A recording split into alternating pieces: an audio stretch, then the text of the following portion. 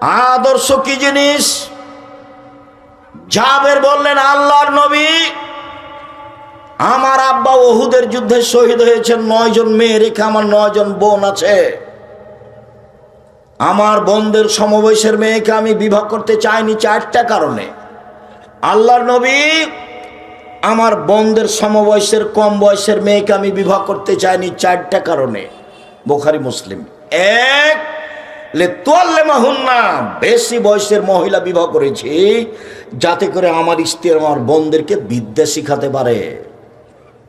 2, লিতুআদ্দিবাহুন্না, যাতে করে আমার স্ত্রী আমার বোনদেরকে শিষ্টাচার শিখাতে পারে। শিষ্টাচার কি জিনিস? নখ বড় কি শিষ্টাচার?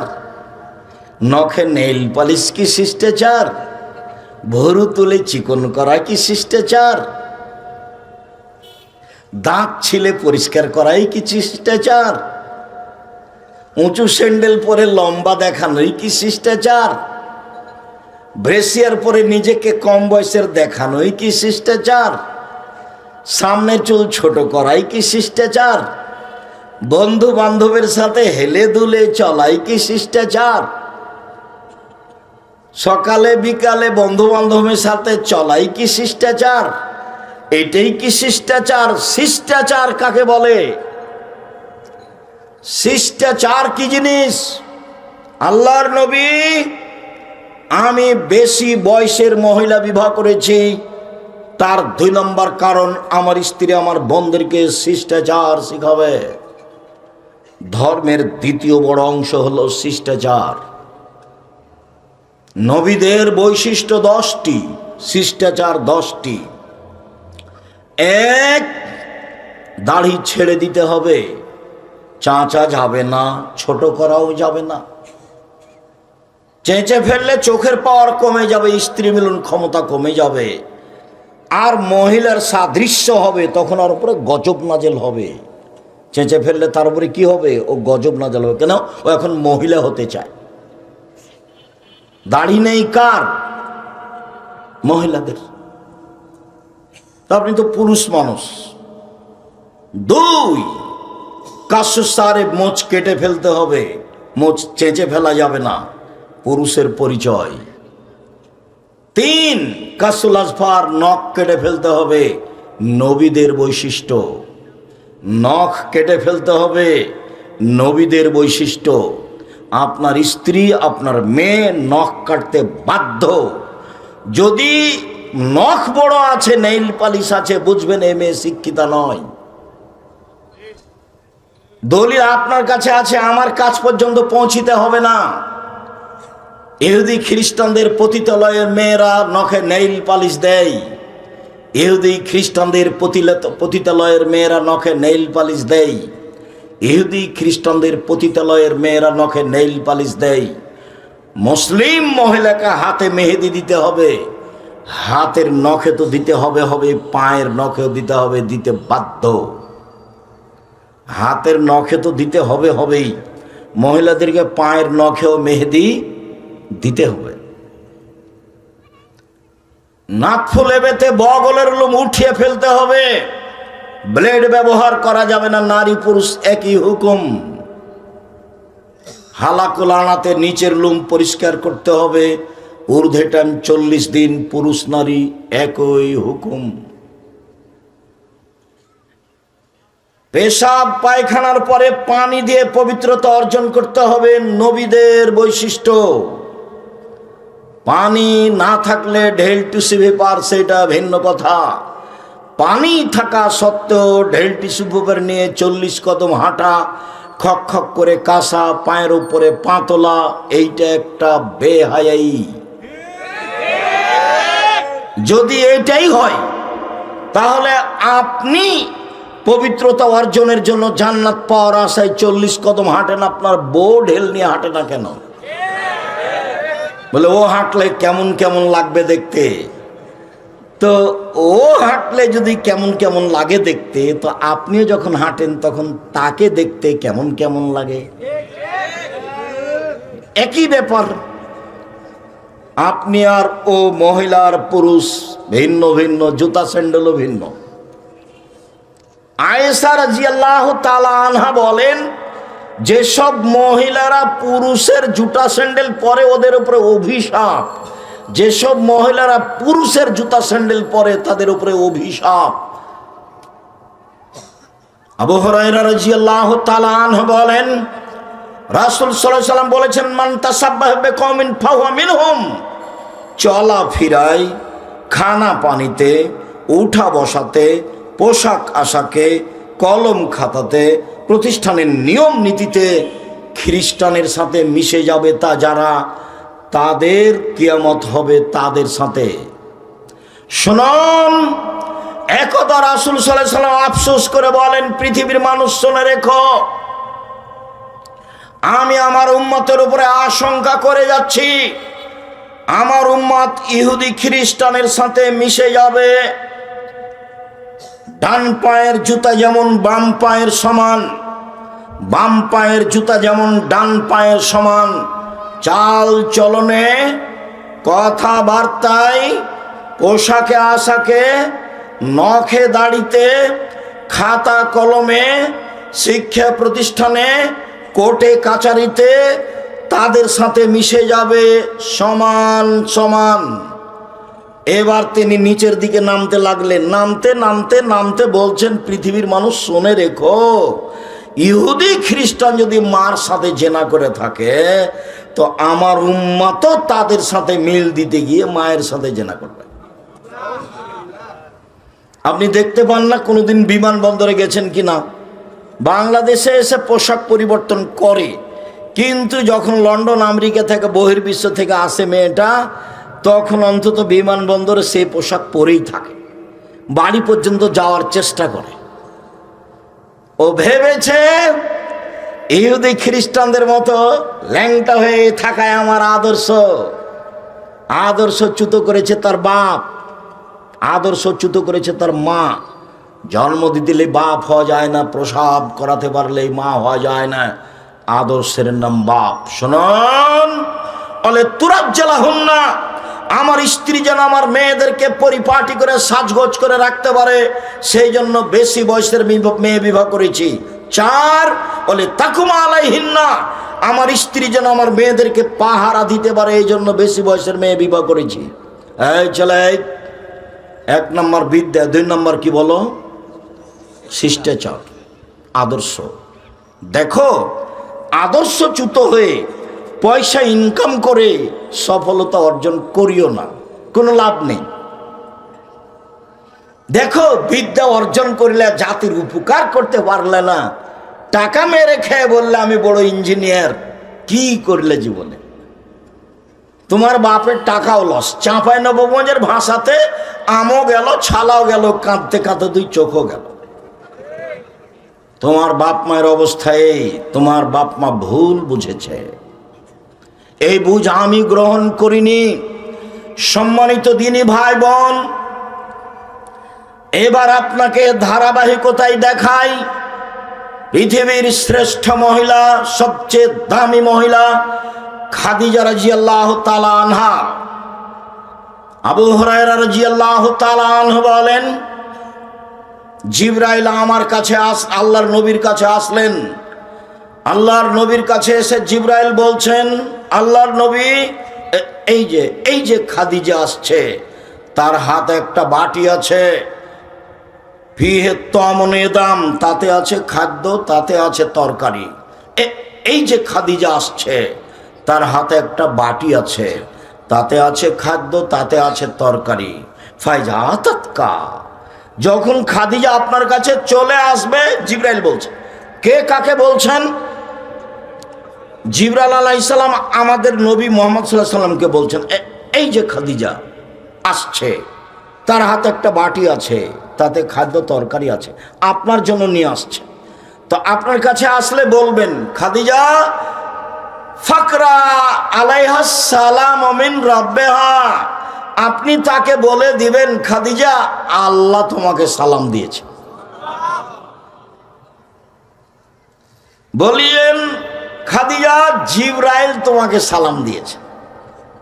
অবাসসিরহা বিবাইতিন ফিল জান্নাহ মিন কাসাবিন লা সাকাবা ফিহি ওয়ালা কাসাব, আর এমন একটা জান্নাতে ঘরের কথা বলে দিবেন যেই ঘরটা তার জন্য আল্লাহ হীরা মুক্তা মাণিক্য দ্বারা তৈরি করেছেন, যাতে কোনো হইচই নেই, যাতে কোনো কষ্ট ক্লেশ নেই, যাতে কোনো হইচই নেই, যাতে কোনো ক্লান্তি নেই। এক, আল্লাহ সালাম দিয়েছে। পৃথিবীর কোনো মহিলা আল্লাহর পক্ষ থেকে সালাম পায়নি। দুই, জিবরাইল সালাম দিয়েছে। তিন, জান্নাতে একটা ঘর তৈরি করা হয়েছে। আসিয়া দামি মহিলা, ফেরাউনের স্ত্রী, উনি বলছেন যে জান্নাতে ঘর বানান। আর জিবরাইল এসে আমাদের নবীকে বলছেন যে আল্লাহ জান্নাতে ঘর তৈরি করেছেন। এবার তফাৎ বুঝেন। এই ছেলে, ওই যে কম বুদ্ধির ছেলে পাশ থেকে উঠছোটা আপনি খেয়াল করেন না কেন? আমি তো আর কোনো কেচ্ছা কাহিনী নিয়ে আসিনি। আপনি ভদ্রতা বজায় রেখে কিছুক্ষণ অপেক্ষা করবেন। আমি আপনার বিদ্যার উপরে মাঝে মধ্যে আঘাত করতে চেয়েছি। কেন? যেই বিদ্যা আপনার ক্ষতি করে সে বিদ্যা মূলত বিদ্যা নয়। আপনি বাংলা ইংরেজি শিক্ষা অর্জন করেন কিন্তু জাতির উপকারার্থে করেন। কার উপকারার্থে? জাতির উপকারার্থে। আরে পয়সা তো হিন্দুরও আছে, পয়সা তো ইহুদি খ্রিস্টানদেরও আছে, টাকা তো ওদের, পৃথিবী তো তাদের। ওই নবীর যুগেও ছিল পৃথিবী তাদের, আজও পৃথিবী তাদের। তো আপনি মধ্যখানে এসে তাদের সাথে মিশে যে কি করছেন এবার দেখেন। রাসূল সাল্লাল্লাহু আলাইহি ওয়াসাল্লাম বলছেন, পৃথিবীর মানুষ শুনে রেখো, লা তাত্তাবিউনা সুনানা মান কানা ক্বাবলাকুম, তোমরা ইহুদিদের খ্রিস্টানদের সাথে মিশে যাবা, শিবরান বে শিবরিন। তবে আমি খুব ভাবি আপনার বিষয়টা নিয়ে। আর যারা খুব মেধা ভালো বিদেশে চলে গেছে, তো বিদেশি সরকার তাকে, যারা টয়লেট পরিষ্কার করে তার প্রধান করেছে, বেতন দেয় 5 লাখ। তখন ও ভাবলো যে আমার মেধা দিয়ে কি দরকার, আমি তো বাংলাদেশে গেলে 2 লাখ টাকা পাবো, এখানে 5 লাখ টাকা পাচ্ছি। কদিন পরে ও হচ্ছে আমেরিকা লন্ডনের সিটিজেনই পেয়েছে। তো বিশাল ব্যাপার, মনে করলো যে অনেক ব্যাপার, ভালো ব্যাপার। তা আমি আর কি বলি, এখন আলেম মানুষের ছেলে, বাড়ি হলো নীলফামারী, লন্ডনে থাকে, বাপে গেছিল কিভাবে। তো এখন ফজরের সলাতের পরে আমি পিছে পিছে হাঁটছি, আর ওই মওলানা সাহেবের ছেলে আগে আগে হাঁটছে। বাড়িতে যখন ঢুকলো তখন ছেলেরা বের হয়ে বাপকে বলছে গুড মর্নিং। তো ছেলেরা, বাপও বলল গুড মর্নিং। এখন খেতে বসে বলছে, আমি কি করি ভাইজান, লন্ডন টাকা ইনকাম করতে এসেছি, আদর্শ বিক্রি করতে আসেনি। আমার ছেলে বলবে এই কথা, বা আমি বলবো, এটা হতে পারে না। মুহাম্মদ সাল্লাল্লাহু আলাইহি ওয়াসাল্লামের নীতি আসসালামু আলাইকুম, গুড মর্নিং যদি সারা জীবন বলতে থাকেন, মানে তাসবির মতো করে সুবহানাল্লাহ সুবহানাল্লাহ সুবহানাল্লাহ সুবহানাল্লাহ, গুড মর্নিং গুড মর্নিং, কিয়ামত পর্যন্ত যে বলেন, এক নেকি হবে না। আসসালামু আলাইকুম বললে কি হবে? এটা মুহাম্মদ সাল্লাল্লাহু আলাইহি ওয়াসাল্লামের আদর্শ। যেখানে বিদ্যার কথা এসেছে সেখানে আদর্শের কথা এসেছে, দুইটা পাশাপাশি। আমাদের নবী মুহাম্মদ সাল্লাল্লাহু আলাইহি ওয়াসাল্লাম, এই ছেলে, তোমরা যারা দায়িত্ব পালন করছো, এই যে এখনো হাঁটাহাঁটি করছে, আপনি মহিলা মানুষ, ওখানে গল্প করছেন কেন? 3 জন 5 জন বসে আছেন, গল্প করছেন কেন? শরম হয় না? আরে গল্প তো করেই জীবন কাটালেন, আজকে এসেছেন একটু কথা শোনার জন্য, ঢং ঢং করে এসেছেন, আবার ঢং ঢং করে চলে যাচ্ছেন। এটা কোন অভ্যাস? আমি তো আপনার জন্য এসেছি, আমি তো আছি। আর এই আশেপাশে কেউ মোটরসাইকেলে স্টার্ট দিতে পাবে না, তোমরা চেষ্টা করো, দূরে গিয়ে দিতে হবে। আমি আদর্শ খুব ভালো বুঝি, আলহামদুলিল্লাহ। এরই নাম হলো আদর্শ চুতো, দাড়িও চাঁচা আছে, মোটরসাইকেল ভালো চালাতে পারে, পাশে স্টেট একবারে লাগিয়ে জোরে চলে যাচ্ছে। বলেন তো এটা কোন আদর্শ?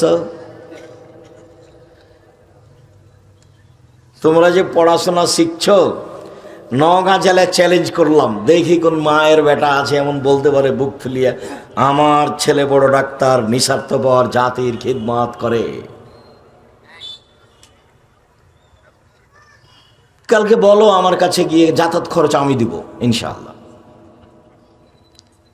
আমি মানুষের কাছে পয়সা নিই না, এর অর্থ এ নয় যে আমি গরিব মানুষ, এ কথা নয়, বা আমি ধনী, এ কথা নয়। আমার আব্বার কৃষক মানুষ ছিলেন, আমাদের কিছু জমি জায়গা আছে, এটুকু সামনে রেখে বলছে আল্লাহ আমাদেরকে ভালো রেখেছেন, ভালো রাখবেন ইনশাআল্লাহ। আপনাদের জামিয়া সালাফে এক সন্ধ্যা খেলে আমি তার টাকা দিয়ে দিই। জামিয়া সালাফের কাছে আমি ঋণী নই। আমার বড় স্বাদ, এ দেশের মাটিতে আমি উন্নত মানের প্রতিষ্ঠান গড়বই গড়ব ইনশাআল্লাহ, যেখানে ছেলে মেয়ে বাংলা, ইংরেজি, আরবি উন্নত মানের শিক্ষা অর্জন করে জাতির অন্যায়ের বিরুদ্ধে লড়বে মুখে কলমে মিডিয়ায়। দেখেন বাস্তবে আছি, থাকবো ইনশাআল্লাহ। মুখে আছি এই যে বলছি, কলমে আছি, সাথে আছে মিডিয়া আছে। জামিয়া সালাফি অনলাইন আল ইতিসাম টিভি আছে, জামিয়া সালাফে প্রেস আছে, জামিয়া সালাফের অধীনে বড় শাখা আছে আদ-দাওয়া ইলাল্লাহ, একবারে টেকনাফ থেকে তেঁতুলিয়া পর্যন্ত। তারা সারা দেশে মক্তব গড়বেই ইনশাআল্লাহ।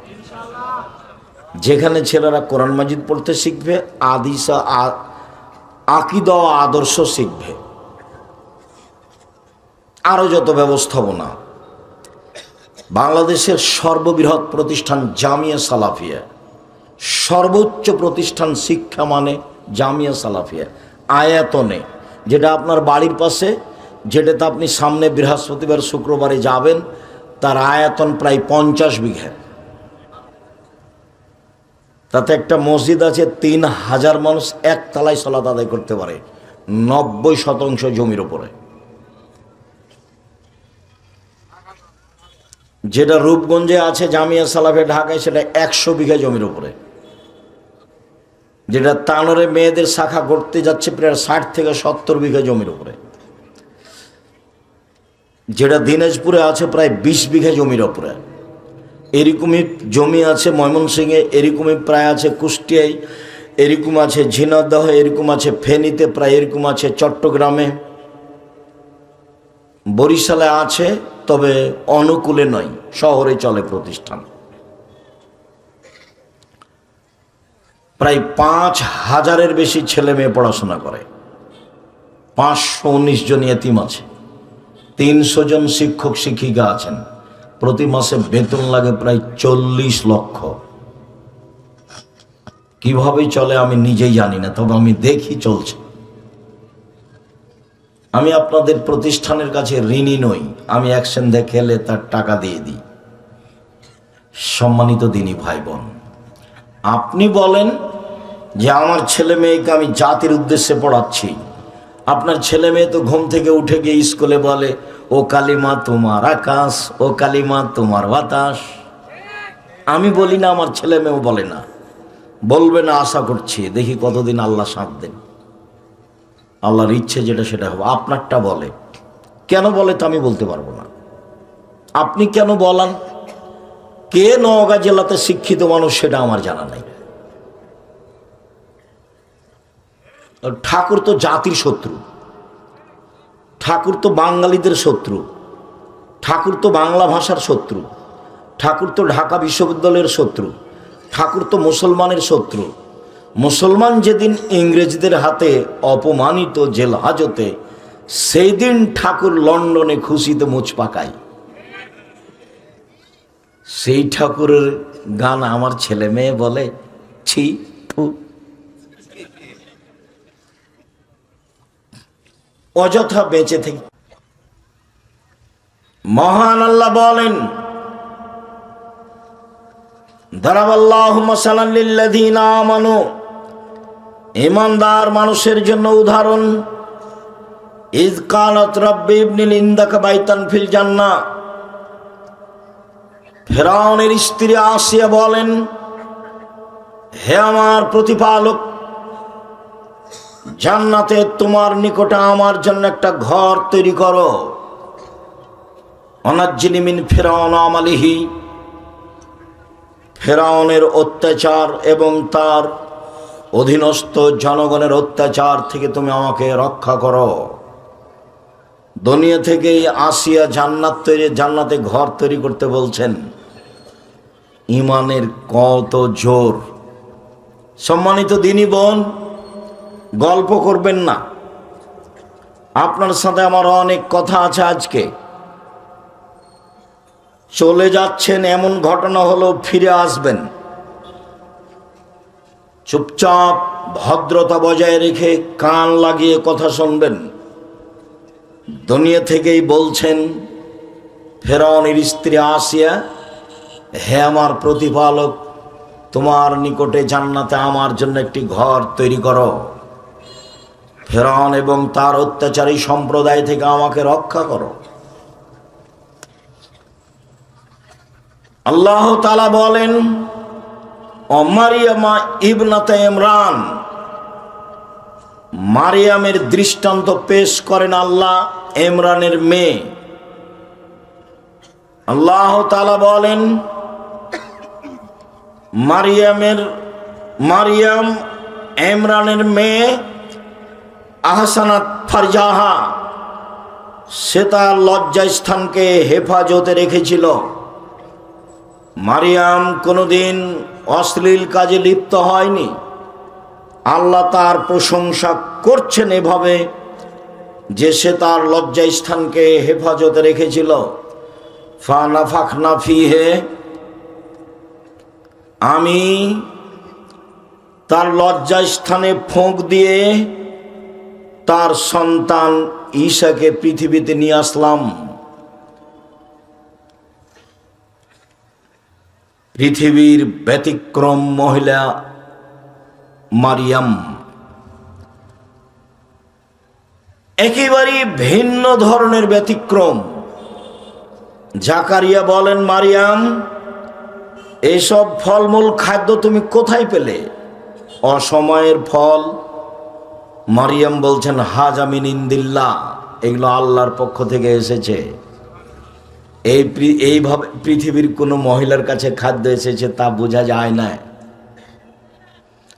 আল্লাহ তার পবিত্রতার কথা কোরআন মাজিদে আল্লাহ নিজে ঘোষণা দিয়েছেন।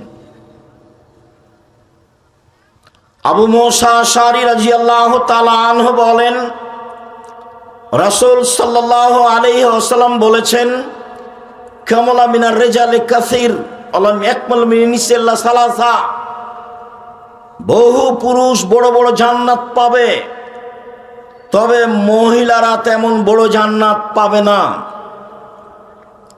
এক, ইমরাত ফেরাউন, ফেরাউনের স্ত্রী আসিয়া বড় জান্নাত পাবে।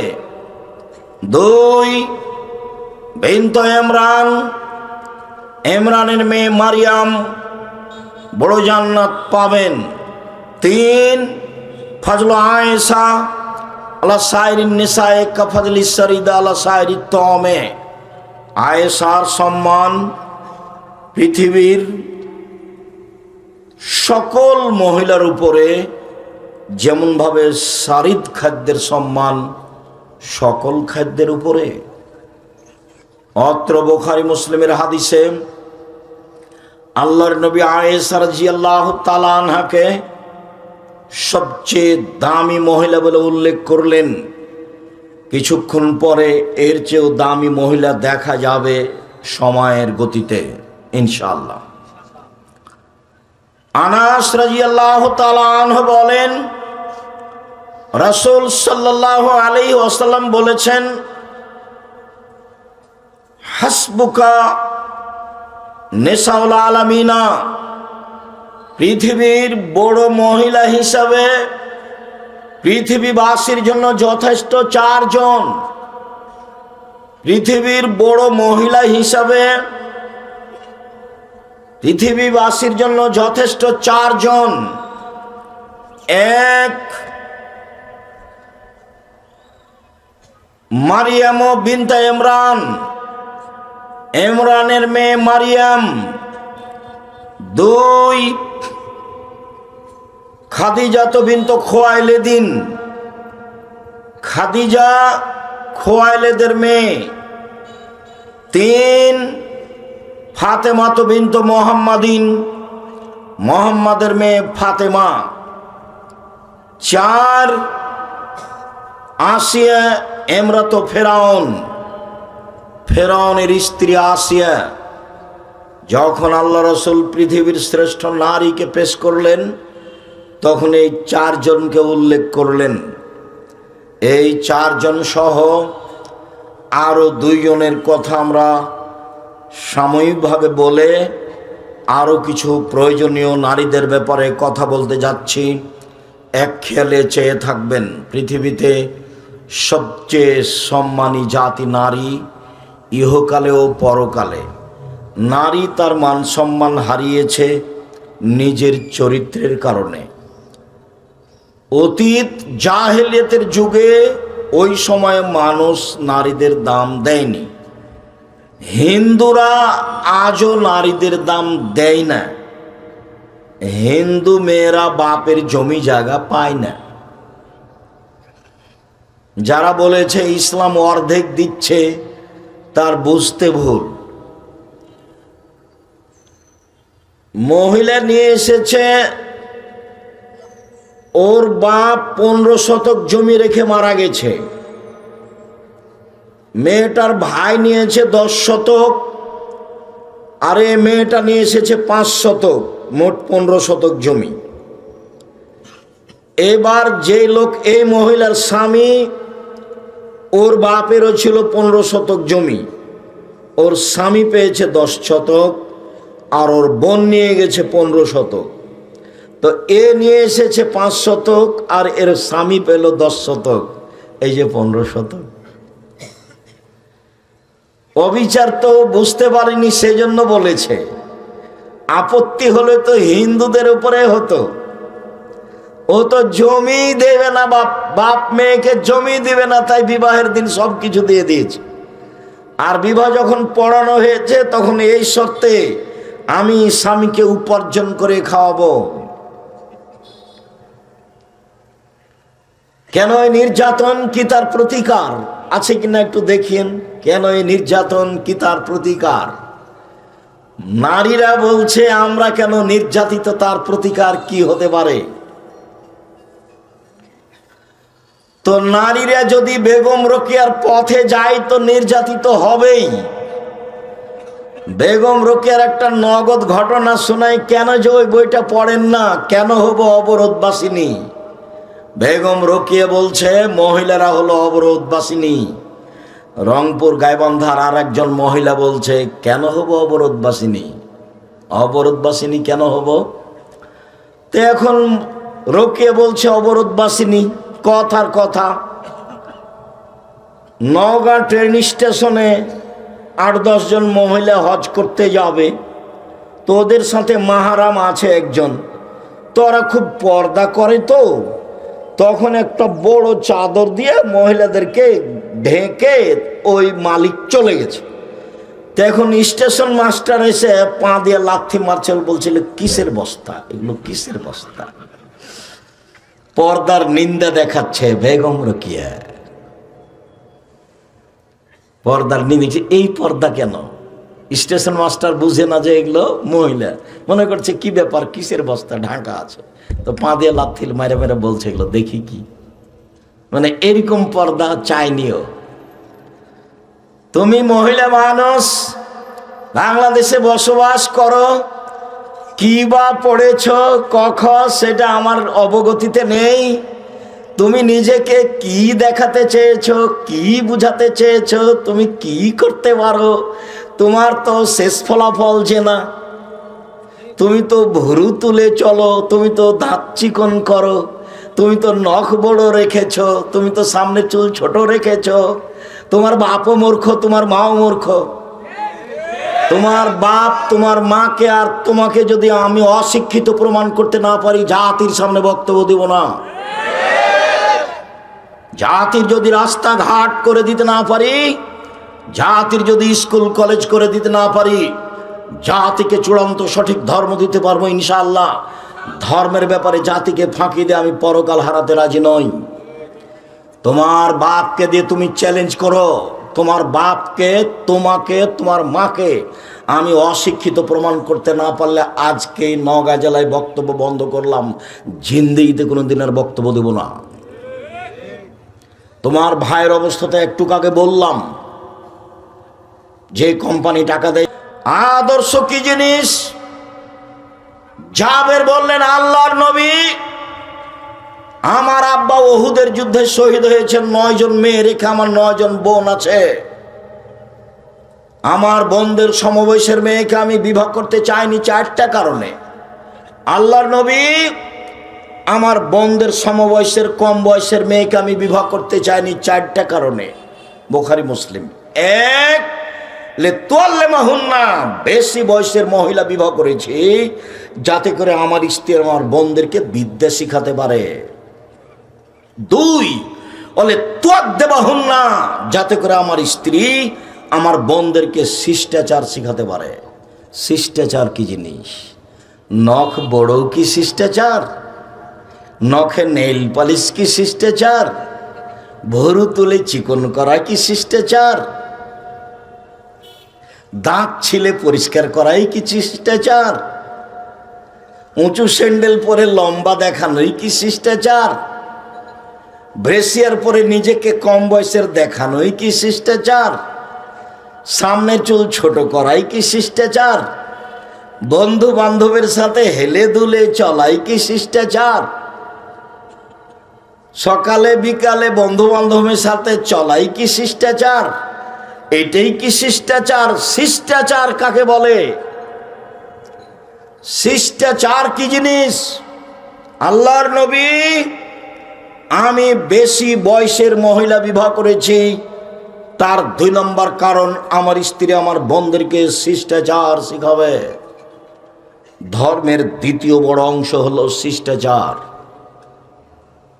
নবীদের বৈশিষ্ট্য 10টি, শিষ্টাচার 10টি। 1, দাড়ি ছেড়ে দিতে হবে, চাঁচা যাবে না, ছোট করাও যাবে না। চেঁচে ফেললে চোখের পাওয়ার কমে যাবে, স্ত্রী মিলন ক্ষমতা কমে যাবে, আর মহিলার সাদৃশ্য হবে, তখন ওর উপরে গজব নাজেল হবে।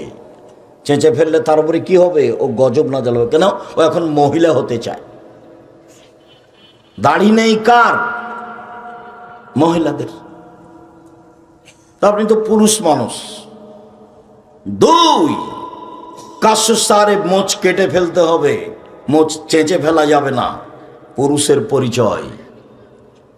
3, কাসুল আজফার, নখ কেটে ফেলতে হবে, নবীদের বৈশিষ্ট্য।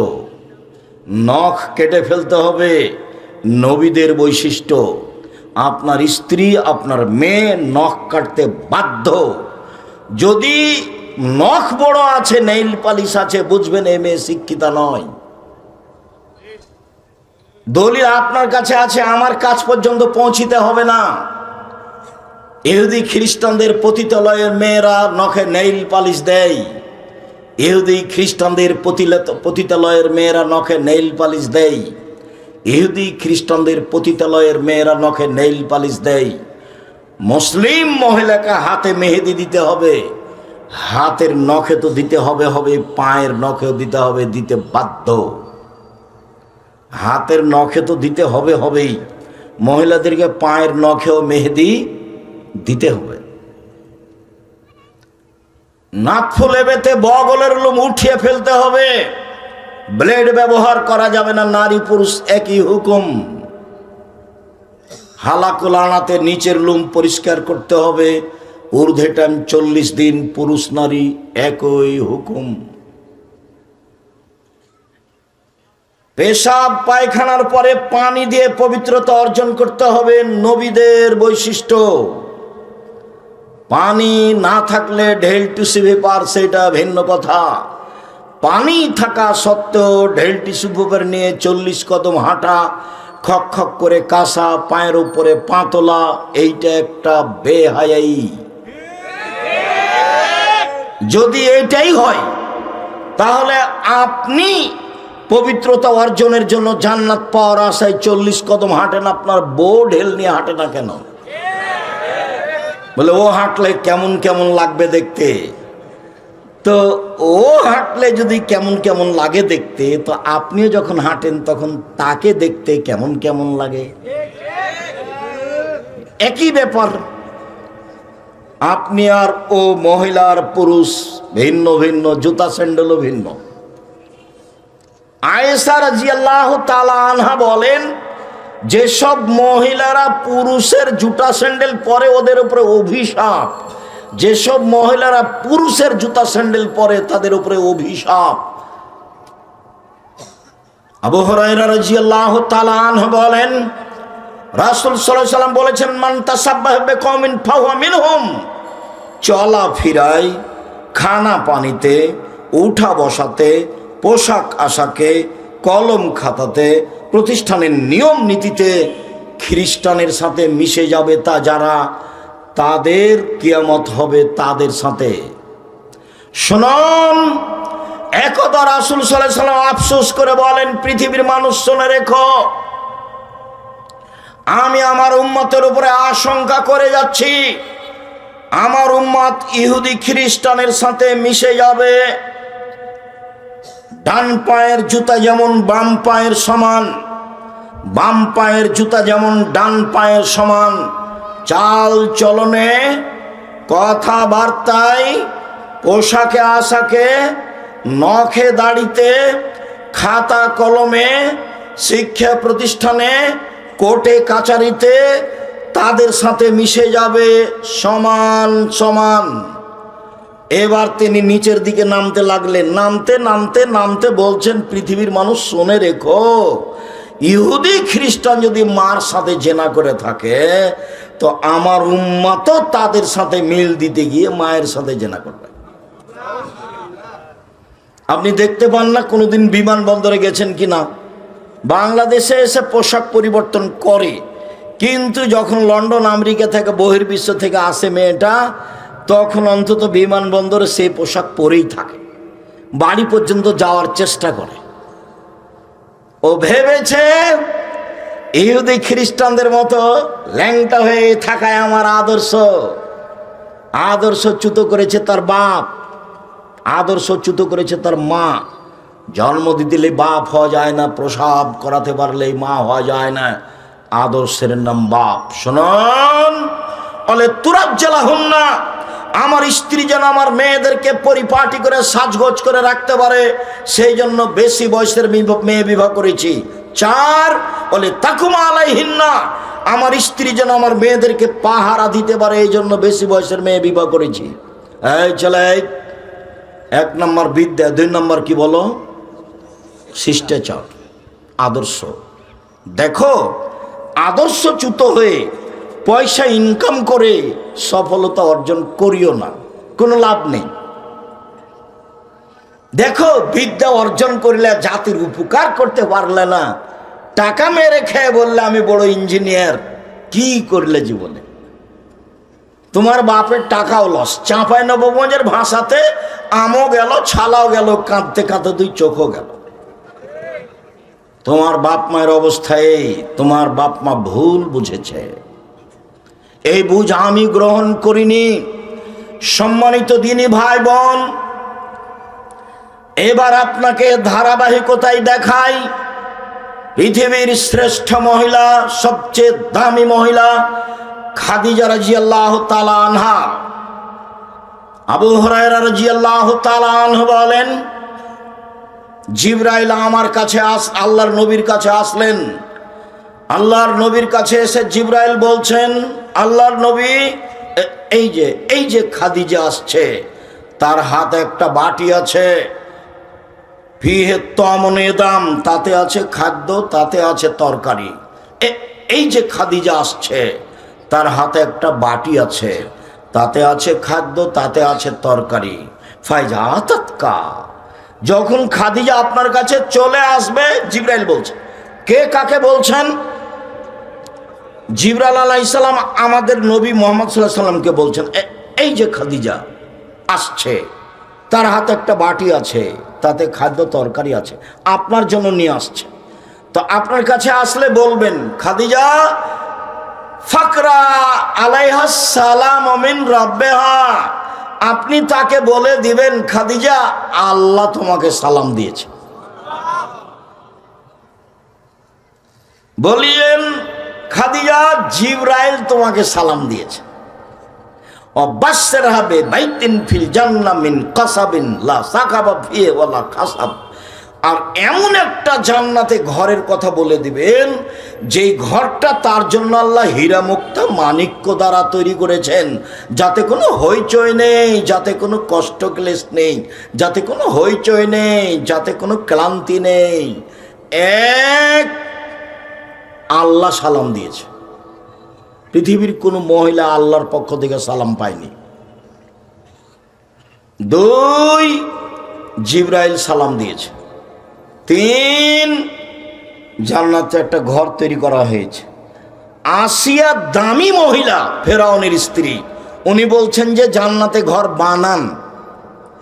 আর জিবরাইল এসে আমাদের নবীকে বলছেন যে আল্লাহ জান্নাতে ঘর তৈরি করেছেন। এবার তফাৎ বুঝেন। এই ছেলে, ওই যে কম বুদ্ধির ছেলে পাশ থেকে উঠছে, ওটা আপনি খেয়াল করেন না কেন? আমি তো আর কোনো কেচ্ছা কাহিনী নিয়ে আসিনি। আপনি ভদ্রতা বজায় রেখে কিছুক্ষণ অপেক্ষা করবেন। আমি আপনার বিদ্যার উপরে মাঝে মধ্যে আঘাত করতে চেয়েছি। কেন? যেই বিদ্যা আপনার ক্ষতি করে সে বিদ্যা মূলত বিদ্যা নয়। আপনি বাংলা ইংরেজি শিক্ষা অর্জন করেন কিন্তু জাতির উপকারার্থে করেন। কার উপকারার্থে? জাতির উপকারার্থে। আরে পয়সা তো হিন্দুরও আছে, পয়সা তো ইহুদি খ্রিস্টানদেরও আছে, টাকা তো ওদের, পৃথিবী তো তাদের। ওই নবীর যুগেও ছিল পৃথিবী তাদের, আজও পৃথিবী তাদের। তো আপনি মধ্যখানে এসে তাদের সাথে মিশে যে কি করছেন এবার দেখেন। রাসূল সাল্লাল্লাহু আলাইহি ওয়াসাল্লাম বলছেন, পৃথিবীর মানুষ শুনে রেখো, লা তাত্তাবিউনা সুনানা মান কানা ক্বাবলাকুম, তোমরা ইহুদিদের খ্রিস্টানদের সাথে মিশে যাবা। শিবরান বে শিবরিন, ডান হাতের বিঘত যেমন বাম হাতের সমান, সমান সমান মিশে যাবা। দুই, জেরান বে জেরাইন, বাহু যেমন বাহুর সমান। তিন, ডান পায়ের জুতা যেমন বাম পায়ের সমান, তেমনি মিশে যাবা। এবার নিচে নামতে লাগলেন। শোনো শোনো শোনো, খারাপ হতে হতে হতে একেবারে একেবারে নিকৃষ্ট প্রাণী গুই সাপ। গুই সাপ, ইহুদি খ্রিস্টান যদি গুই সাপের গর্তে ঢোকে তো হারাম উপার্জন করতে করতে ওদের পোশাক পরতে পরতে তোমরা ওই গুই সাপের গর্তে ঢুকে যাওয়া। গুই সাপের গর্তের আবার কি সমস্যা? কেন তিনি বললেন? কেন তিনি বললেন? কেন তিনি গুই সাপের কথা বলবেন মুহাম্মদ সাল্লাল্লাহু আলাইহি ওয়াসাল্লাম? তার মানে নিচে নামতে নামতে, হারাম খেতে খেতে, নিয়ম নীতি নিজের পাল্টাতে পাল্টাতে এমনভাবে পাল্টে যাবে যে এই একটা প্রাণী ওর গর্তে যদি ইহুদি খ্রিস্টান ঢোকে তো আমরা তাল মিলাতে মিলাতে আমরাও গুই সাপের গর্তে ঢুকে যাব। মুহাম্মদ সাল্লাল্লাহু আলাইহি ওয়াসাল্লাম বলছেন, পৃথিবীর মানুষ শুনে রেখো, আমার উম্মতের উপরে আমার বড় ভয় আশঙ্কা। এক, ভ্রান্ত হুজুর। দুই, সাত্তালতাহিকু কাবাইলু মিন উম্মতি বিল মুশরিকিন, আমার উম্মত হিন্দুদের সাথে মিশে যাবে, এইটা আমার ভয়। তিন, সাত্তাবতু কাবাইলু মিন উম্মতি আল আওসান, আমার উম্মত মূর্তি পূজা করবে। বাড়িতে আছে ছবি মূর্তি, নেতা নেত্রীর আছে, তোমার বাপ মায়েরও আছে। আমাকে বলছে, আব্দুর রাজ্জাক সাহেব, আমার মাকে খুব ভালোবাসি, সেই জন্য এইভাবে আমার মায়ের ছবিটা বেঁধে সুন্দর করে রেখেছি। আমি বলছি, ছি, আপনি কুসন্তান, আপনি খারাপ সন্তান। ওর মাকেও সম্মান করছে কিভাবে? মাকে ছবি ঝুলে রেখেছে পিছনে দিয়ে, মাকে সম্মান দেখাচ্ছে। তা আল্লাহ রাসূল, আল্লাহ তাআলা বলছেন মাঝে মধ্যে যে ওরা হচ্ছে ওই গাধার মতো যে গাধা কোরআন মাজিদ পিঠে করে নিয়ে যায়। আচ্ছা, গাধা যে কোরআন মাজিদ পিঠে করে নিয়ে যায়, তো গাধা কি জানে যে কোরআন মাজিদে কি আছে? তা আল্লাহ তাআলা বলছেন যে ওই কাফের লোকগুলো গাধার মতো। তা আমার মাকে আমি এভাবে সাজগোজ করে রাখলাম, তা আমার মায়ের কি উপকার হলো? তাহলে আমি তো শিক্ষিত মানুষ নই, আমি তো তাহলে গাধার মতোই হলাম। আল্লাহ তো তার চেয়ে নিচু বলেছেন, যে ওরা কুকুর শ্রীগালের চেয়ে খারাপ, যাদের হিতাহিত জ্ঞান বোধ শক্তি নেই। লায়াকেলুন, তারা জ্ঞান চর্চা করে না। হাজারো শত জায়গাতে আল্লাহ কোরআন মাজিদে বলছেন ওরা বিবেক চর্চা করে না, ওরা জ্ঞান চর্চা করে না, ওরা ধ্বংসের মুখামুখি সম্প্রদায়, ওরা অশিক্ষিত সম্প্রদায়, ওরা গাধার মতো সম্প্রদায়, ওরা কুকুর শ্রীগালের মতো সম্প্রদায়। শত শত জায়গাতে আল্লাহ কোরআন মাজিদ এভাবে বলেছে, মানুষকে বলছেন আল্লাহ এভাবে। যার জন্য আমি বলি যে শুধু হিফজখানা খুলবেন না। হিফজখানা খুললেন, ছেলেটা 5-10 বছর পড়লো, যত হাফেজ আসলো ও বললো আগের হাফেজে ভালো পড়ায়নি, বাদোটা আবার চলো প্রথমে। ওই 6 মাস থাকলো, কি যে হলো, তারপরে নেই। আরেকজন হাফেজ আসলো, আগের হাফেজ ভালো হয়নি, নতুন করো। এরকম করতে করতে ছেলেটার বয়স 14 বছর হয়েছে। কতদিন?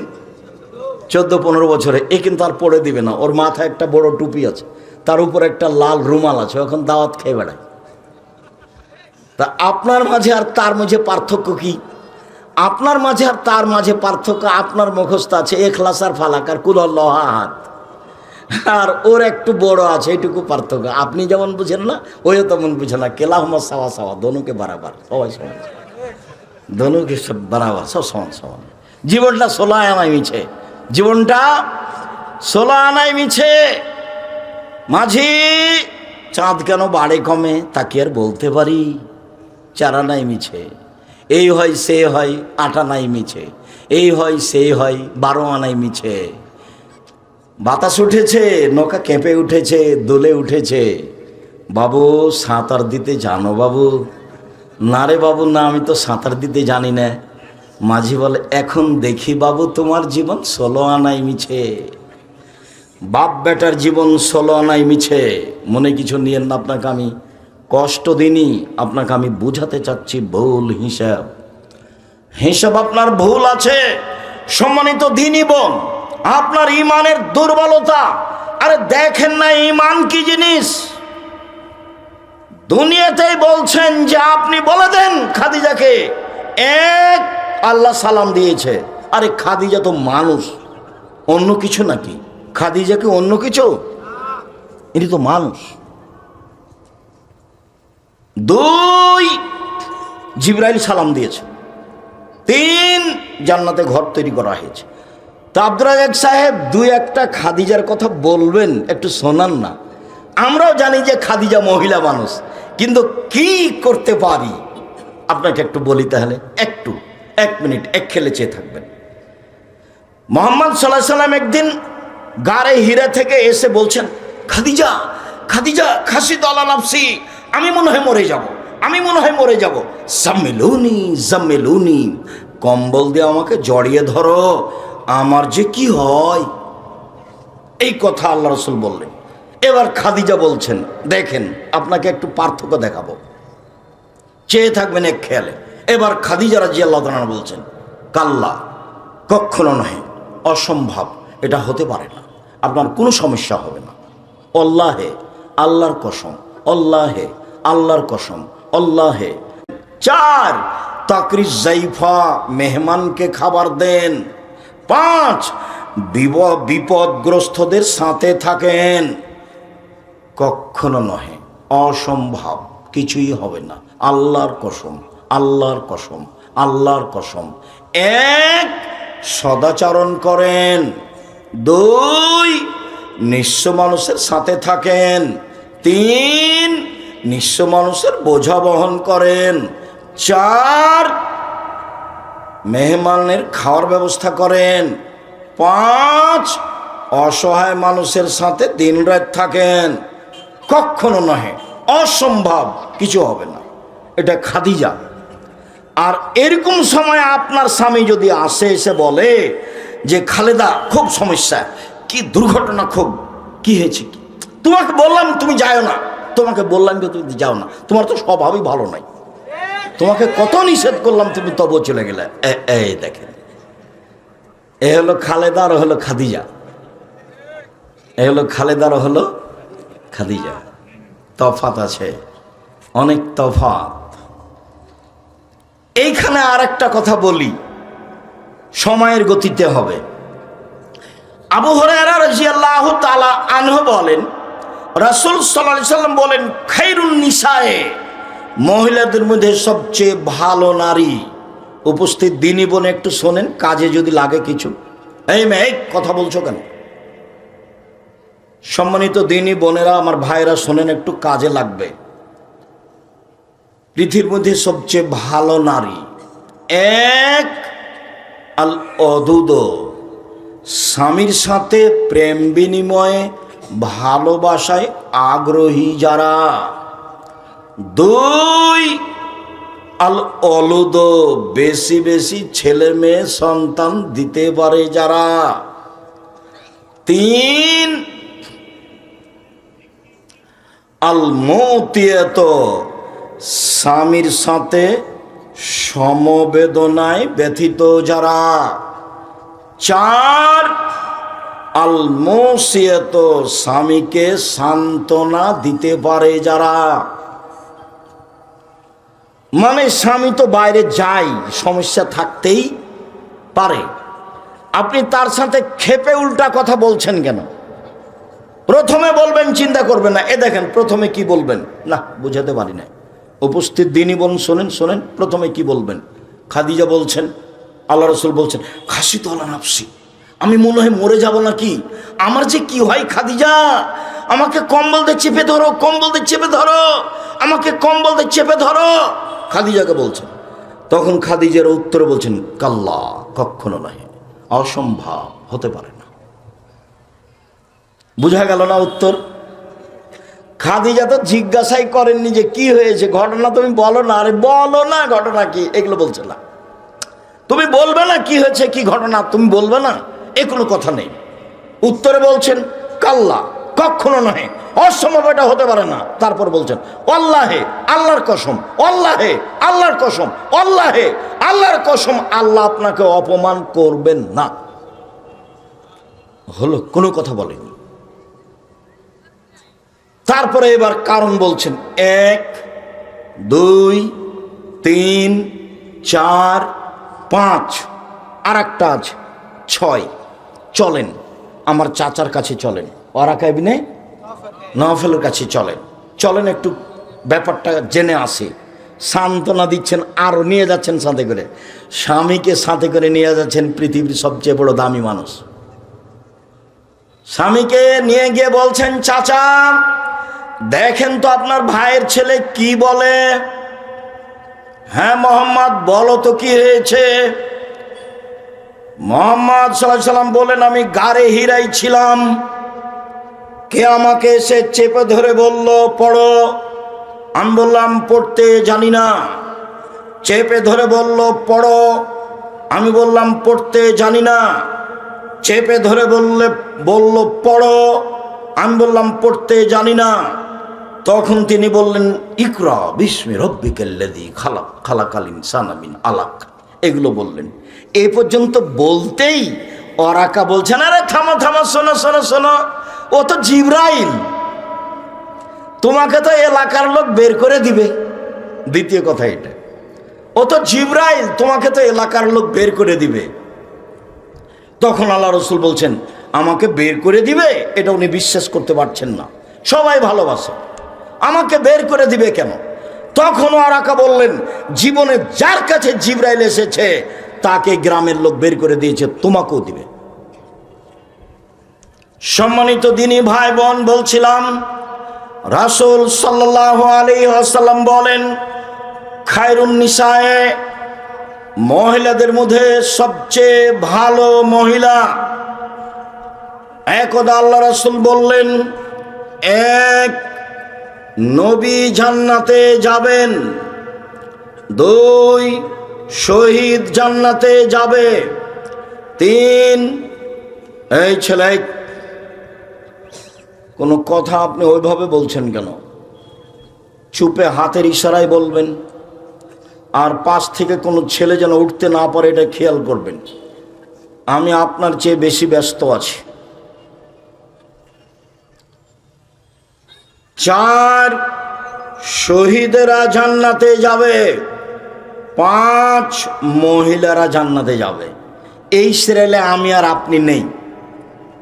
আবার দেখেন, 1 নবীগণ জান্নাতে যাবেন, 2 শহীদেরা জান্নাতে যাবে, 3 সত্যবাদীরা জান্নাতে যাবে, 4 সন্তান প্রসবে মারা যায় যেসব মহিলা তারা জান্নাতে যাবে, 5 তোমাদের স্ত্রীরাও জান্নাতে যাবে।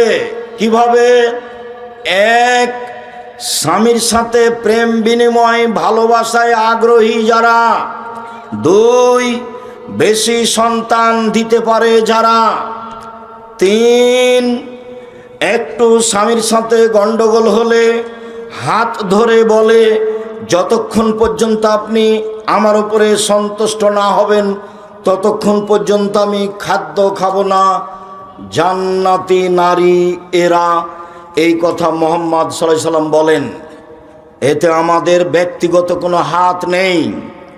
রাসূল সাল্লাল্লাহু আলাইহি সাল্লাম বলেন, ইব্রাহিম আলাইহিস সালাম তার স্ত্রী সারাকে নিয়ে এক এলাকা পার হচ্ছিলেন। ইব্রাহিম আলাইহিস সালাম বললেন, সারা, তোমাকে যদি কেউ জিজ্ঞাসা করে এইটা কে, তুমি বলিও এইটা আমার ভাই। কেন? আমি তোমার কথা বলে দিয়েছি, তুমি আমার বোন, তুমি আমাকে মিথ্যুক প্রমাণ করো না সারা। সারা, মনে রেখো, এই মাঠের ওপরে 2 জন মুসলমান, আমি আর তুমি, এই হিসেবে আমরা ভাই বোন বটে। কৌশল করে ইব্রাহিম আলাইহিস সালাম তার স্ত্রীকে রক্ষা করতে পারলেন না। তার স্ত্রীকে বললেন, স্বৈরাচারী শাসক তোমাকে ডেকেছে, তুমি যাও। সারা স্বৈরাচারী শাসকের ঘরে ঢুকলেন। ঘরে ঢুকতেই স্বৈরাচারী শাসক দাঁড়িয়ে হাতটা তার দিকে আগিয়েছে। তখন সারা বলছেন, থামেন, আগে ওযু হবে, 2 রাকাত সালাত হবে, তারপরে কোনো কথা। সারা ওযু করলেন, 2 রাকাত সালাত আদায় করলেন, তারপরে বলছেন, আল্লাহুম্মা, হে আল্লাহ, ইন কুনতু আমানতু বিকা ওয়া বিরাসূলিকা, আমি যদি তোমাকে আল্লাহ বলে মেনে নিয়ে থাকি, আমি যদি তোমার নবী ইব্রাহিমকে নবী বলে মেনে নিয়ে থাকি, ওয়া হাসানতু ইল্লাল্লাহ ফারজি, আমার লজ্জা স্থানকে আমার স্বামী ছাড়া জিন্দগিতে কাউকে ব্যবহার করতে না দিয়ে থাকি, ফালা তুসাল্লিত আলাল কাফেরা, এই নির্জনে কাফের যেন আমার গায়ে হাত লাগাতে না পারে। দিনী বোন শোনেন, নিরাশা হবেন না। 1, আমি তোমাকে মেনে নিয়েছি আল্লাহ বলে। 2, আমি ইব্রাহিমকে নবী বলে মেনে নিয়েছি। আমি বলি না যে ইব্রাহিম আমার স্বামী, এই কথা পরে, আমি বলছি ইব্রাহিম নবী। 3, জিন্দেগিতে আমি কোনোদিন জেনায় লিপ্ত হইনি। এই কথা 3টা যদি সত্য হয়, তাহলে এই জন্য আমার নির্জনে গায়ে হাত লাগাতে না পারে। কথা শেষই হয়নি, অজ্ঞান হয়ে পড়ে গেছে। আপনি মহিলা মানুষ, আপনার একটু সাহস হয় না? তো আপনার দেবরের সাথে ভাসুরের সাথে কত গল্প, কি দিয়ে আল্লাহ কথা কবুল করবেন? স্বামী যখন থাকে না তখন কত গল্প, আপনার কি দিয়ে কথা কবুল হবে? কথা যে আপনার কবুল হবে তার কিছু পথঘাট তো থাকতে হবে। সম্মানিত দিনী ভাই ও বোন, ইব্রাহিম আলাইহিস সালাম তার স্ত্রী বাচ্চাকে রেখে দিলেন। ওয়াজাইন্দা দাওহাতা, ওয়াজাহুমাইন্দা দাওহাতা, স্ত্রী বাচ্চাকে রেখে দিলেন ছোট পাকুড় গাছের নিচে। ফকা জামজামা, জমজম কূপের উপরে, ফিয়াল আল মসজিদে, মসজিদের পাশে। তখন মসজিদ নেই, রেখে দিয়ে তিনি হাঁটছেন। পিছনে পিছনে হাজেরা বলছেন, ইয়া ইব্রাহিম আইনা তাজহাব, ইব্রাহিম আপনি কোথায় যাচ্ছেন? ইয়া ইব্রাহিম আইনা তাজহাব, আপনি কোথায় যাচ্ছেন? অতাতরুকুনা বিহাযাল ওয়াদি আল্লাযী লাইসা ফীহি ইনশাআল্লাহ শাই, আপনি আমাকে ছেড়ে যাচ্ছেন এমন একটা উপত্যকায় যেখানে মানুষজন তো নেই, ঘাস পাতাও নেই। ওয়াজালা লা ইয়ালতাফিতু ইলাইহা, স্বামী তার দিকে তাকাচ্ছেন না। ওয়াকালাত যালিকা মিরারান, তিনি বারবার বলছেন, ইব্রাহিম আপনি কোথায় যাচ্ছেন? এই উপত্যকা আমাকে ছেড়ে যাচ্ছেন। একবারও যখন লক্ষ্য করলেন না, নিরুপায় হয়ে স্ত্রী বলছেন, আপনি কি আল্লাহর অনুমতিতে চলে যাচ্ছেন? আল্লাহ কি আপনাকে এইভাবে চলে যেতে বলেছেন? আরে আপনি আমাকে কিছু বলবেন তো, তুমি থাকো, কোনো সমস্যা নেই, আল্লাহ তোমাকে দেখবে, এরকম কিছু আপনি আমাকে বলবেন না? আমাকে রেখে একটা দুধের বাচ্চা সহ চলে যাচ্ছেন, আপনাকে কি আল্লাহ এভাবে চলে যেতে বলেছেন? তখন ইব্রাহিম আলাইহিস সালাম বলছেন, নাম, হ্যাঁ, হ্যাঁ ছাড়া কোনো শব্দ নাই ওখানে। যখন বললেন হ্যাঁ, তখন স্ত্রী বলছেন, ফালা ইউজাইয়ুনাল্লাহু তাআলা, আচ্ছা ঠিক আছে, আপনি চলে যান, আল্লাহ আমাকে ধ্বংস করবেন না। একটু আগিয়ে গিয়ে ইব্রাহিম আলাইহিস সালাম সানিয়া পাহাড়ের কাছে গিয়ে কেবলা মুখে হাত তুলে বলছেন, রব্বানা ইন্নী আসকানতু মিন যুরিয়াতি বিওয়াদিন গায়রি যি যারইন ইনদা বাইতিকাল মুহাররাম, হে আমার প্রতিপালক, আমার পরিবারের কিছু অংশ রেখে দিলাম তোমার কাবা ঘরের পাশে, যেখানে মানুষজন তো নেই, ঘাস পাতাও নেই। একটু আগে স্ত্রী যা বললেন স্বামী তাই বলছেন। একটু আগে স্ত্রী বললেন, ইব্রাহিম আপনি আমাকে ছেড়ে কোথায় যাচ্ছেন, যেখানে মানুষজন তো নেই, ঘাস পাতাও নেই। এবার ইব্রাহিম আলাইহিস সালাম আল্লাহর দরবারে হাত তুলে বলছেন কেবলামুখী হয়ে, আল্লাহ আমার পরিবারের কিছু অংশ রেখে দিলাম তোমার কাবা ঘরের পাশে, যেখানে মানুষজন তো নেই, ঘাস পাতাও নেই। কিভাবে বাঁচবে সেটা আমি জানি না, কিভাবে থাকবে খাবে সেটা আমি জানি না। তুমি বলেছ, তোমার আদেশ পালনার্থে আমি রেখে চলে গেলাম। উভয়েরই ঈমানের দাবি। ঈমান কাকে বলে? ঈমান যত বেশি হবে পাপ তত কম হবে, ঈমান যত কম হবে পাপ তত বেশি হবে। ঈমান দিয়ে পাপ ঠেকানো যায়, এরই নাম ঈমান। বিপদে পড়ে হাত তুলে দোয়া করবেন, এর চেয়ে বড় বিপদ কি হতে পারে? দুধের বাচ্চা স্ত্রীকে রেখে চলে যেতে হবে, কথা বলাও নিষেধ, কথা বলাও যাবে না। চিন্তা করো না, থাকো, একদিন আসবো, দেখা সাক্ষাৎ হবে, কোনো কথা নেই। ওইভাবে রেখে চলে যাচ্ছেন। ভালোবাসার অভাব ছিল না, একটু দূরে গিয়ে হাত তুলে দোয়া করছেন। হাত তুলে দোয়া আমরা তুলে দিনি, নামাজের পরে সবাই মিলে হাত তুলে দোয়া করা সত্যই বিদাত। হাত তুলে দোয়া করা ব্যক্তিগত ব্যাপার।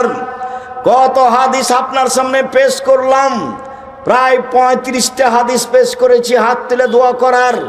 14টা না 16টা স্থান উল্লেখ করেছি হাত তুলে দোয়া করার। তার মধ্যে একটা আছে, হাত তুলে দোয়া করলে আল্লাহ খালি হাত ফিরিয়ে দিতে লজ্জা পায়। আপনার হাত দুটি খালি ফিরিয়ে দিবেন, আল্লাহ লজ্জা হয়। আমি কেমনে ফিরিয়ে দিই? এই জন্য আপনি হাত তুলে দোয়া করবেন।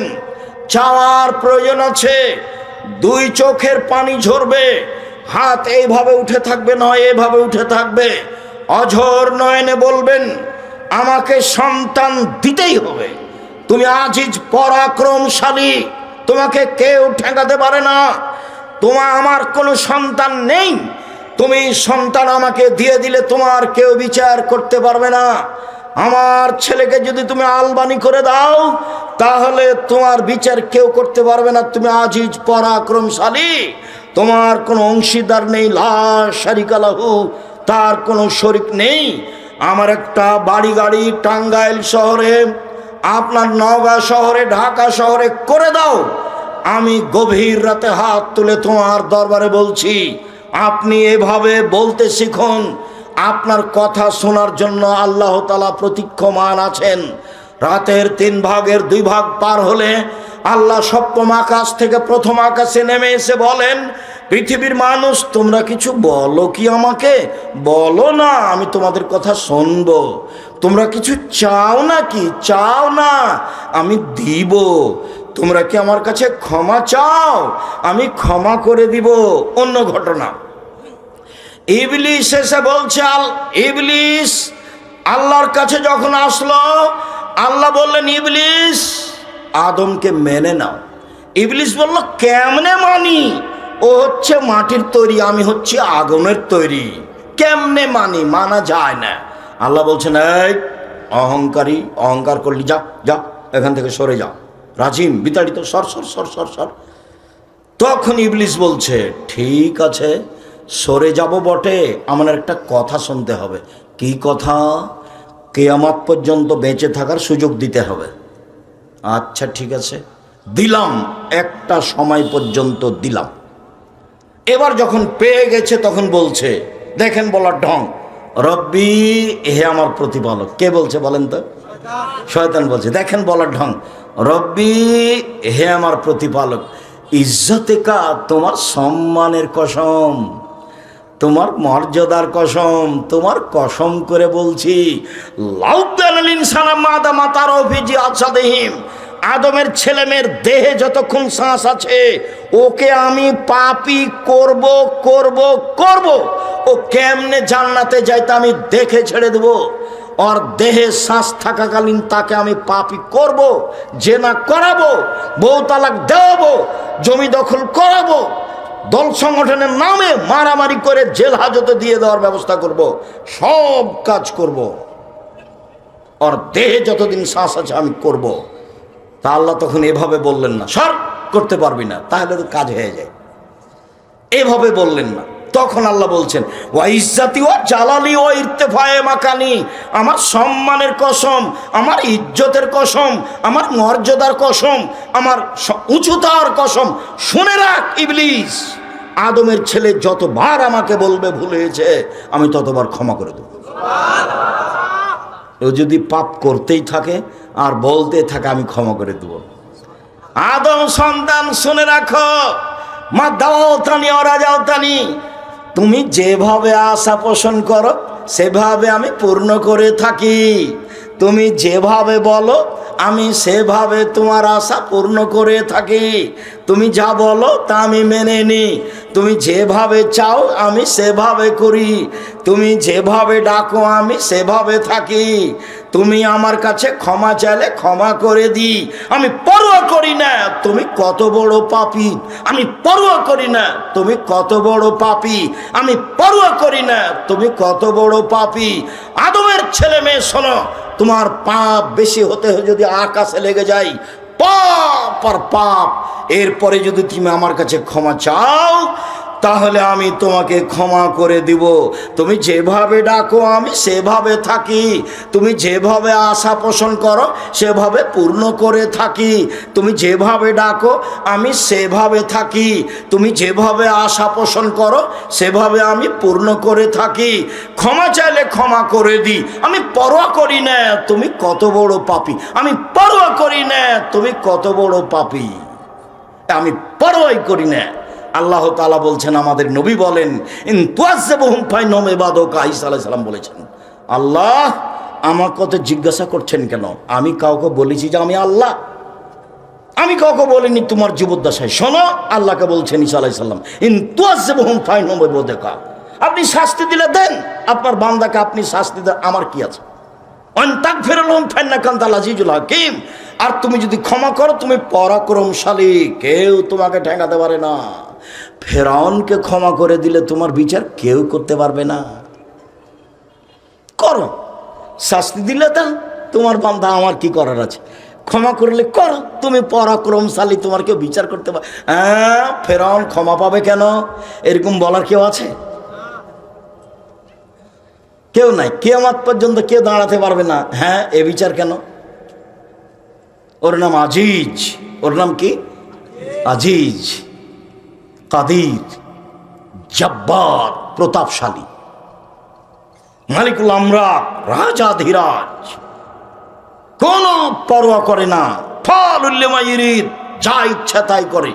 তো যা ইচ্ছা তাই করো, তো গভীর রাতে বলছি আমাকে একটা ছেলে দাও না, দাও ছেলে, আমাকে একটা দাও। ঠিক আছে, দিব। তা আপনি বলছেন কেমন করে বলছেন? ন্যাংরা খড়া করে বললে হবে? পাকা পোক্তা করে বলতে হবে। দেখেন না কিভাবে বলছেন। আয়েশা রাদিয়াল্লাহু তাআলা আনহা বলেন, আল্লাহ নবী বলছেন, আয়েশা, এই যে জিবরাইল তোমাকে সালাম দিল।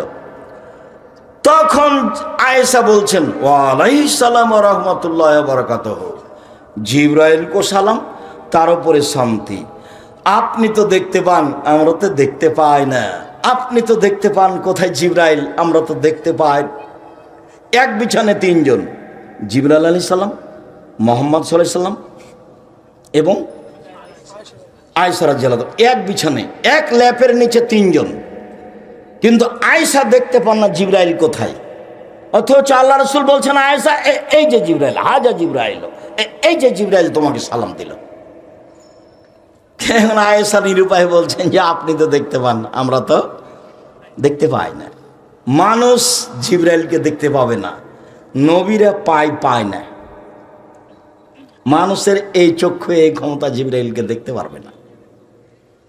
আর জিবরাইল মানুষের সাথে সরাসরি কথা বলেন না, আল্লাহ তো বলেনই না, নবীদের সাথে বলেন।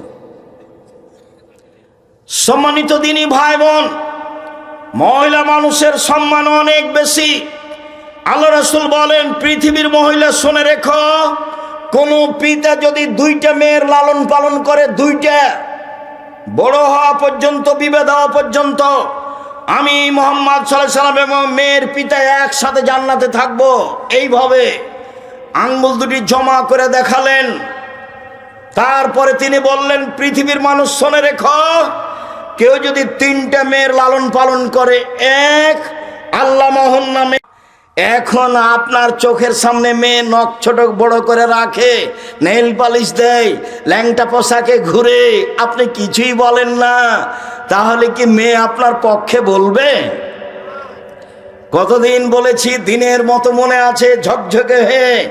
বাপ কাকে বলে আপনাকে আমি বুঝাতে পারিনি, 1 মিনিট। সম্মানিত দিনী ভাই বোন, আয়েশা রাদিয়াল্লাহু তাআলা আনহা বলেন আমরা এক সফরে ছিলাম, হঠাৎ আমার গলার হার হারিয়ে গেল, খুঁজে পায় না, কোথায় হার খুঁজে পায় না। মানুষজন আটকা পড়ে গেল, পানি নেই, ওযুও করতে পারে না, সালাত আদায় করতে পারে না। আমরা বড় বিপাকে। আমার আব্বাকে জনগণ বলল আয়েশা কি করেছে তা জানেন? কি করেছে? আয়েশা গলার হার হারিয়েছে, খুঁজে পায় না, যেতেও পারি না, পানিও নেই, ওযুও করতে পারি না, সালাত আদায় করতে পারি না। আয়েশা রাদিয়াল্লাহু তাআলা আনহা বলেন আবু বকর সিদ্দিক আমার নিকটে আসলেন, লাকজাদান শাদীদা, তিনি আমার এই কোমর পেটের এই জায়গাটার উপরে একটা জোরে আঘাত করলেন, এত জোরে আঘাত করলেন, আমার আব্বা আমার স্বামী ওই সময়ে আমার উরু রানের উপরে মাথা দিয়ে ঘুমিয়েছিলেন। যদি আমার স্বামী আমার উরু রানের উপরে মাথা দিয়ে না ঘুমাতেন, তাহলে আমি মায়ের কারণে দূরে সরে যেতাম, এত জোরে মারলেন। এই ছেলে থামো একটু। সম্মানিত দিনী ভাই বোন, এইটা আপনার জন্য অতীব জরুরি। আপনি আর আমি ছেলে মেয়ে লালন পালন করতে ভুল বুঝেছি, আমি আর আপনি ছেলে মেয়ে লালন পালন করতে ভুল বুঝেছি। আমি আর আপনি যেটা বুঝেছি তাতে আমাদের ইহকাল পরকাল নেই, এইটা আপনাকে বুঝাতে চাচ্ছি। তো মেয়ের উরু রানের উপরে জামাই যদি মাথা দিয়ে ঘুমিয়ে থাকে, তো আমাদের দেশের লোকেরা কি ওখানে যাবে? চোখে পড়লেই তো এইভাবে ঘুরে যাবে। তো দেখেন আরবিদের গতি, এইভাবে জামাই ঘুমিয়ে আছে, উনি গিয়ে মেয়ের কোমরের উপরে মেরে দিলেন, মারলেন পৃথিবীর সবচেয়ে বড় মানুষ, মারলেন পৃথিবীর সবচেয়ে বড় মহিলাকে, মারলেন সবচেয়ে বড় মানুষের সামনে, মারলেন হাত দিয়ে, মারলেন বিবাহদারী মেয়েকে, মারলেন পূর্ণ যুবতী মেয়েকে, মারলেন খোলা মাঠে, মারলেন দিন দুপুরে, মারলেন প্রায় 1400 মানুষের সামনে। সবচেয়ে বড় মানুষে মারলেন, সবচেয়ে বড় মহিলাকে মারলেন, সবচেয়ে বড় মানুষের সামনে মারলেন, পূর্ণ যুবতী মেয়েকে মারলেন, বিবাহদারী মেয়েকে মারলেন। এত বড় বাপে এত বড় বেটিকে এইভাবে মেরে দিলেন। আর আমার মেয়েটার নখ বড় আছে, আমি কিছুই বলতে পারলাম না, তখনও আমি বাপ।